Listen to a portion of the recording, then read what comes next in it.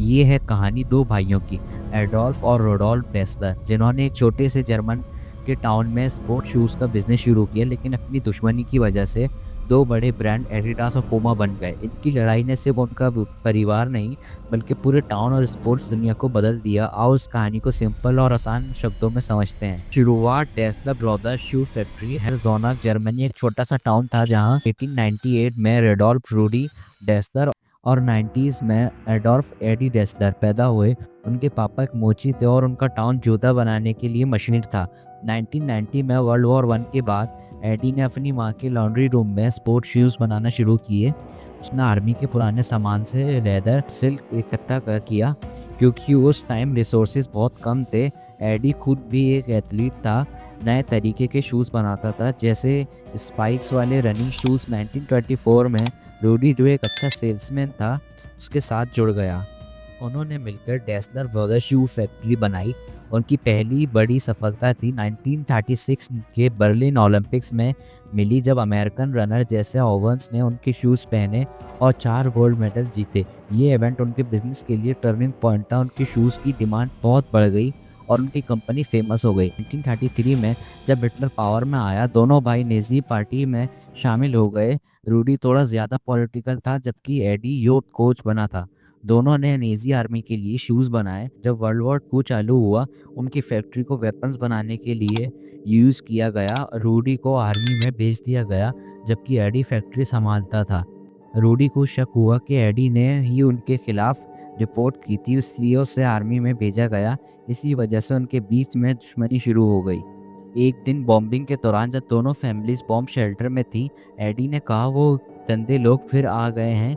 ये बात उसने एनिमी प्लान्स के लिए बोली, लेकिन रूडी को लगा कि उसके लिए कहा। ये मिसअंडरस्टैंडिंग और बढ़ी। के बाद इलाइज ने नेजी सपोर्टर्स के खिलाफ एक्शन लेना शुरू किया। रूडी को पकड़ लिया गया और उससे पूछा गया कि उसका एसएस के साथ क्या कनेक्शन था। रूडी ने सोचा कि एडी ने ही उसके खिलाफ टिप दी। जब एडी का ट्रायल हुआ, रूडी ने भी उसके खिलाफ गवाही दे दी। दोनों क्लियर हो गए, पर अब उनका रिश्ता टूट चुका था। 1948 में उन्होंने अपना बिजनेस अलग अलग कर दिया।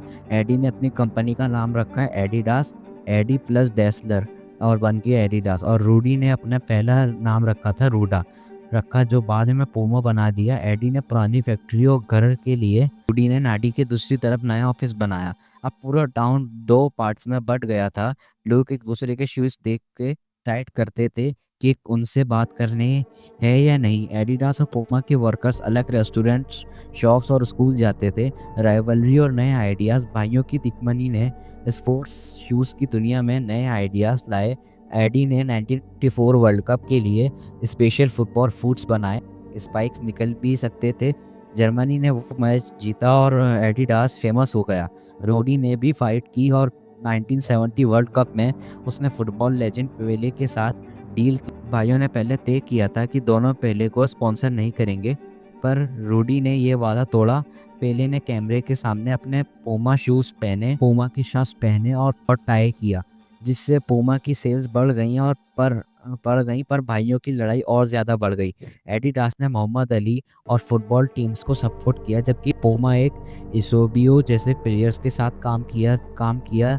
दोनों कंपनीज ने एक दूसरे के खिलाफ कई बार केस भी किए। नए शूज़ और डिज़ाइंस के चक्कर में इस दुश्मनी ने स्पोर्ट्स स्टेशन को एक बड़ी इंडस्ट्री बना दिया। रूडी 1974 में और एडी से 1978 में मर गए। दोनों कभी नहीं मिल पाए।